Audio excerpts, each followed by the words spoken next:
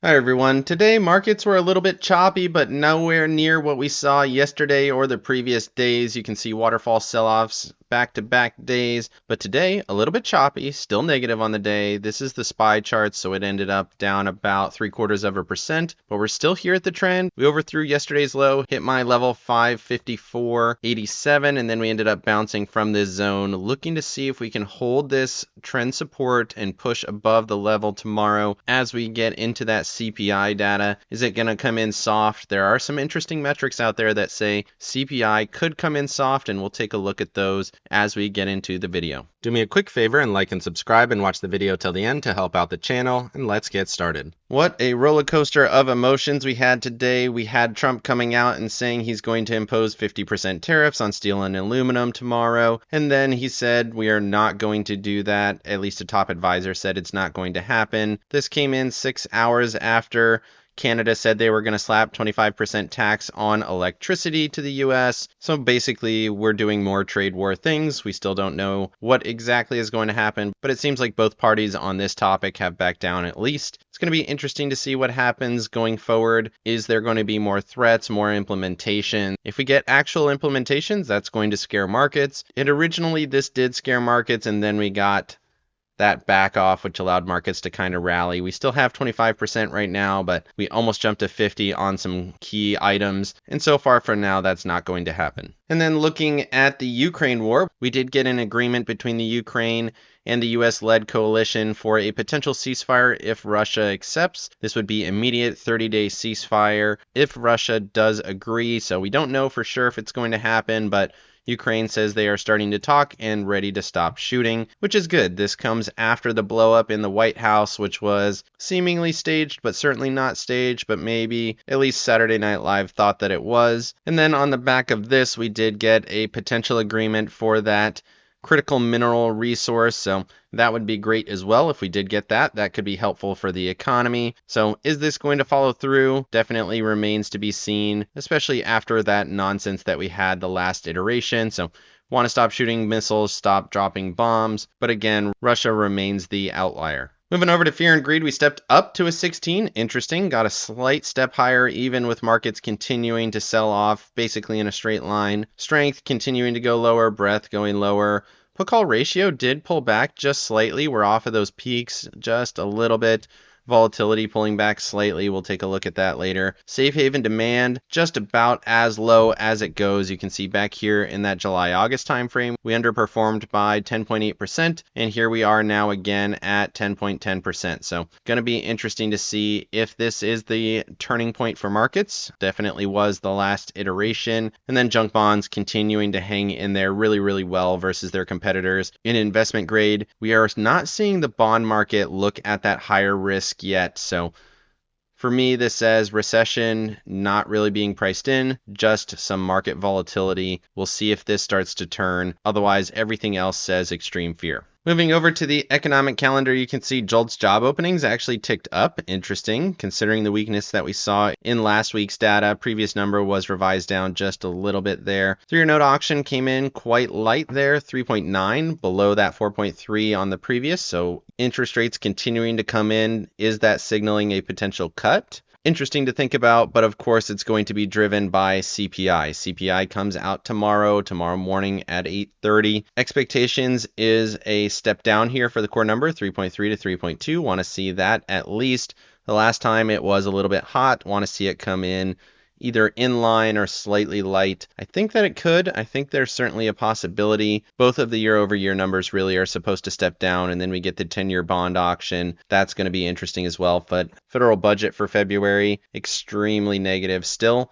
Want to see that come in a little bit. And then for Thursday, we still have PPI and the 30-year bond auction. Initial jobless claims came in a little bit the last iteration. So overall, still inflation driving markets, at least for tomorrow. And really what I wanted to highlight here with inflation is if you follow Truflation on X, which I suggest that you do, you can see they are projecting a 1.44% here for inflation, huge step down from the 2.17 that they had previously. And if you follow this video all the way through here, you can see their current lead time on inflation is around 45 days. So if that does come to fruition, we should be within that 2% range in about a month and a half, which would be super interesting. So we have the data read tomorrow. And if we do come into this, that would be around the end of April or early May timeframe, which if we could get below 2%, that would be fantastic. And then potentially we could see more than the previously anticipated cuts for this year. Moving over to the charts, looking at the S&Ps here, you can see we did end up down 0.83 like we talked about.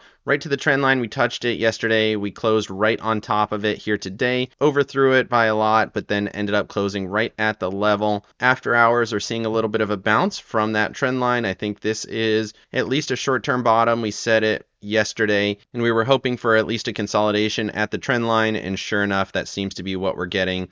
Like I said, we did go lower, but pretty quickly we got back above it, retested it here after hours, rallying from that level. If we get a nice CPI read, or at least something in line with expectations, maybe we can get at least a little bit of a retracement, maybe 1.5%, something like that.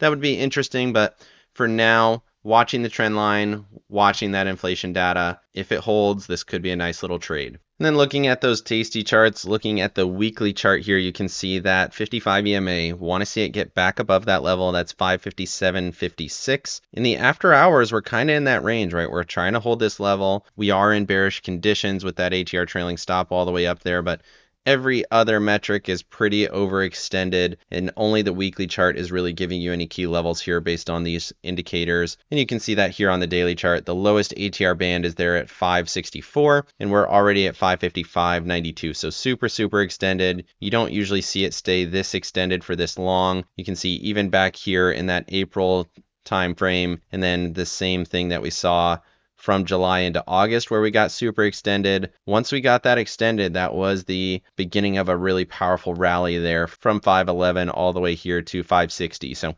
is that what we're going to see again? A nice little 50-point rally? Certainly possible, but I would expect a lower high somewhere in here around 590, which even with that would be a nice little rally. Moving over to the NASDAQ actually held up quite a bit better, down only 0.25%, and after hours you can see we're getting a little bit of a pop, up about $2 there in the after hours, back above that trend line. Critical trend line here, you can see this marks this kind of consolidation here. Stopped and hesitated at the first one, and now we're at it again, waiting to see if we can hold that and get at least a little bit of a relief rally. You can see huge volume coming through on that indecision candle. Can we get a nice reversal up here, maybe 6 to 7%? That would be super interesting. Remember, we're about 13% off of the highs, so get a nice retracement, lower high, continuation lower potentially. And look at the structure. Looks like a bit of a double bottom here at the key level. 468.05 was the level. Really choppy, pushed up to 477, rejected back to support. And again, looking to find a little bit of upside here in the after hours. And then looking at the Qs here, you can see super extended, just like we saw on the SPY charts. Looking at those tasty charts, still bearish conditions, trailing stop 522.63. That's what I would be looking for. Want to see a test of that trailing stop if we could get a relief rally. And then looking at that weekly chart, still in bearish conditions. The week hasn't closed yet, so there's still potential this could reverse. Right now, that's just where we're at, because the week is currently below the level. That level is 476.01. Are we going to get a test like we did here? Overthrew it, got a continuation higher for 3 weeks. Retracement potentially. Is this the zone? Certainly a possibility. We did see huge volume last week on the selling, but critical zone here. And how this week closes will dictate market sentiment, in my opinion. Moving over to the Russell and the Dow. The Russell was down just 2 pennies. We held up really well right at the trend line, closed above the trend line, super oversold, momentum, finding a base here. Maybe it's finally happening. 201.08 is the level. Want to see it get above that and push to 205. And then looking at the Dow continued to sell off really aggressive with the threat of those tariffs. Down 1.13% to the trend line. Finally hit this trend line. We've been talking about it as a target as this continues to sell. We hit it here today. Is it going to hold and bounce? Certainly a possibility, and in the after hours, we are bouncing just a little bit. Moving over to Apple and Microsoft. Apple continues to sell off, super aggressive, underperforming markets by a lot. 2.92% below that 200. Hit the next level, 217.62, and then bounced a little bit. It's right in the middle of the range. Want to see where it goes from here. momentum bearish, RSI bearish, volume coming in there. We're right at this kind of neckline. You can see the low from November, the low here again January. If it cuts through there, definitely looks bad. You do have a high, lower high setup. You would expect a low, lower low potentially. And then looking at Microsoft, pretty much unchanged on the day, up 29 cents, holding support there at 378.77. Critical zone here, is it going to hold and look for a push? I think this is a good level to trade off of as long as we continue to close above it. Moving over to Tesla and NVIDIA, both of these finally catching a little bit of a bounce, 3.79% and 1.66%, still at that critical level, 106.6 for NVIDIA. Need that level to hold. We're still below the trend line though. Momentum starting to roll. Is this the zone where we finally find some support? I do like that level. So far, so good. And then looking at Tesla, hit the highly traded zone. That's kind of what we're working off of for now. Right there at 220.37, touched it 2 days in a row. Is it going to hold? The next level to the downside is 214. Want to see it get above 232.57 if it's going to do it. Huge volume coming through on the selling candle, and then just as much volume coming through on the buying candle. So we'll see if it can continue to hold in this zone or not. Moving over to staples and discretionaries, got a little bit of an everything sell across the board here. Staples down 1.46%, discretionaries 1%. Looks like a consolidation top, big wick rejection, big continuation sell. Are we finally seeing a little bit of risk on coming through with staples breaking this structure here?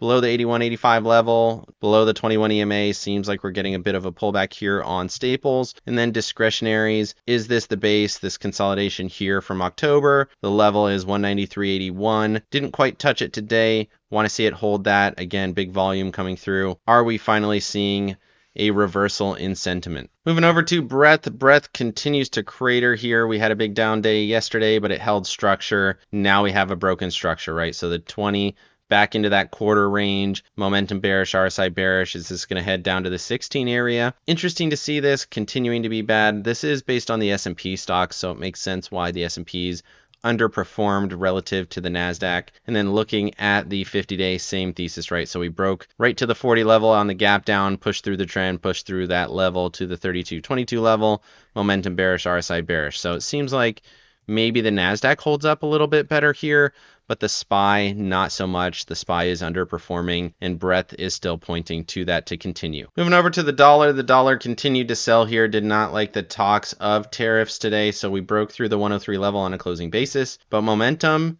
still holding up for that potential next step. It's been selling really slowly over the last 3 days.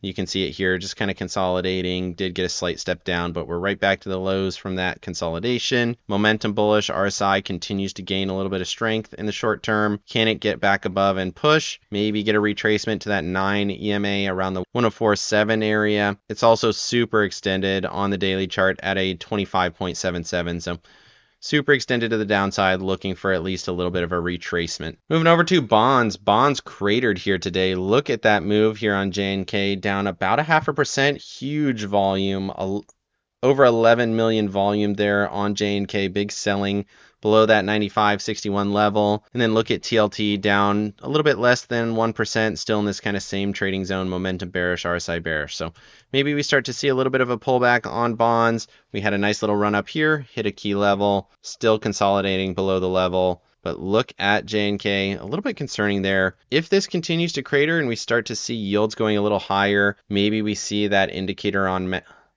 fear and greed start to reverse a little bit. That would be scary. Like I said, that's an indicator that potentially we are starting to price in recession, and that is definitely a very bad thing. Moving over to volatility, you can see hit that same zone, hit the same high, and then rejected from there. So it looks like a consolidation top, at least for now. Still super elevated, but it seems like we're getting some rejection from this 28, 29 area. Want to see this roll a little bit. Hasn't done it yet, but does look like we have found it, at least a short-term top. Moving over to my accounts, I managed to squeeze out a small profit. I got chopped around a little bit. You can, like we talked about on the charts, went up and down quite a lot, but managed to squeeze a small profit out, and you can see I'm actually a little bit long here, 465 and 464 for just about $3 credit. Want to see a bounce on CPI, want to see this base. The SPY chart still looks pretty bad, but the NASDAQ seems to be finding a little bit of support in this area. And again, I have at least 1% protection plus $3 credit, so we'll see. Very, very small bullish position, wanting to be cautious as we head into this inflation read. Let me know down in the comment section what you thought of the news today. Are the tariffs coming? Is the Ukraine war finally going to end? Let me know. And what did you think of markets today? Did we find a little bit of a base? Otherwise, like and subscribe if you got any value out of this video. Make sure you hit the bell so you don't miss out on any future episodes. Of course, none of this is financial advice. This is all for entertainment purposes. Good luck in your trading and have a great day.